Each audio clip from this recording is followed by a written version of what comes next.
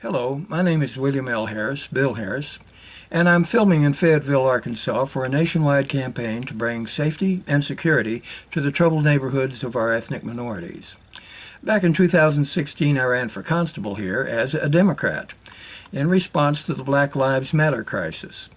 I ran with the promise that I will never carry a gun in the performance of my duties.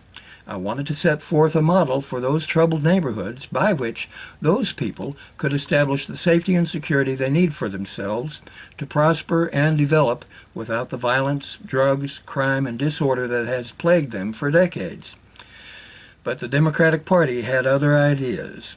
Black Lives Matter was doing a terrific job of rallying the press, rallying the crowds, and rallying the vote whenever some unlucky black kid got shot. Apparently, some people think that's when Black Lives matter most. I lost the runoff election by 61 votes to 41 votes, with nothing else on the ballot for Democratic voters only. But if I could establish that model for the unarmed constable in my hometown, I'm certain that there are plenty of minority leaders in their communities who have the courage and determination to do the same. This means that they could not possibly shoot a kid by accident. And you can be sure that the kids would know that.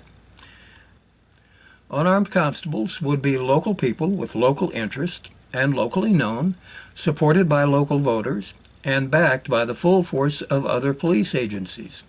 They could confront youthful offenders in a familiar, neighborly way, and slowly tighten the screws on crime, drugs, and on the general disrespect for law and order. That safety and security is what those minorities need in order to conduct legitimate business in their communities. With a law and order of their own, by their own, and for their own, they can begin building a strong middle class, begin accumulating wealth in the form of their homes and businesses. Their children can grow up without drug addictions and criminal records, able to continue their educations, and to win those licenses and certifications that enable them to pursue valuable careers. They will be able to become bonded and insured more easily, less expensively, so that they can compete more effectively in the marketplace.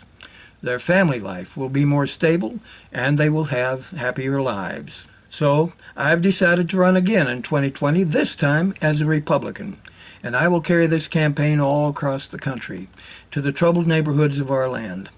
I can afford to do this, and even dare to do this, because I've experienced an exotic political career with the Cultural Revolution of the 1960s and 70s, and I've participated in President Reagan's Teflon recovery of 1983.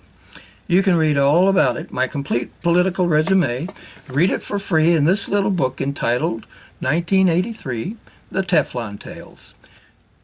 The free sample reading at this website, www.lulu.com/spotlight/W, will give you a ton of dirt on that violent revolution and on the Democratic Party's role in it.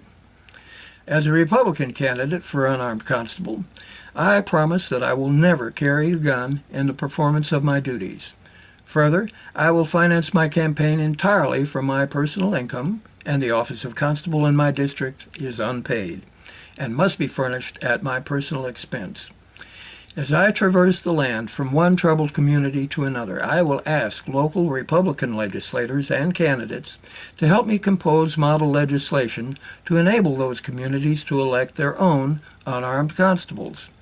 After all, our President Donald Trump has defined himself as our law and order president, and we should hope that he succeeds in that quest for the benefit of every citizen. I supported President Bush's efforts to eradicate dictators in the Middle East, and I supported President Obama's continued efforts to establish democracy in the Middle East. Now, I support President Trump's determination to make America great again. That phrase having first been declared by President Reagan on the campaign trail in 1980. And he delivered on that promise. I remember that adventure. I was part of President Reagan's Teflon team. That's when Ronald Reagan found what Richard Nixon was looking for in 1983.